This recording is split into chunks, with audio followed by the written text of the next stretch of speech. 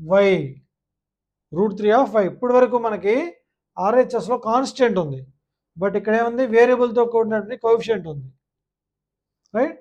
దీన్ని ఏం చేయాలి మరి, రైట్ హ్యాండ్ సైడ్లో ఏది ఉన్నా సరే 0 ఉండేటట్టుగా చేసుకుని ఎల్హెచ్ఎస్కి తీసుకురావాలి. సో ఇక్కడ ఏం రాస్తాం, x - 4 minus √3y is equal to 0. మనకి ఏ ఫార్ములా కావాలి, ax + by + c is equal to 0 formula రావాలి. అంటే ఫస్ట్ x టర్మ్ ఉండాలి, తర్వాత y టర్మ్ ఉండాలి, తర్వాత కాన్స్టెంట్ ఉండాలి. సో ఆ ఫార్ములా రాసుకుంటే ఎక్స్గా రాసుకుందాం, ఇక్కడ y ఇక్కడ ఉంది మూడో టర్మ్గా ఉంది, దాన్ని సెకండ్ టర్మ్గా రాసుకోవాలి, మైనస్ √3y.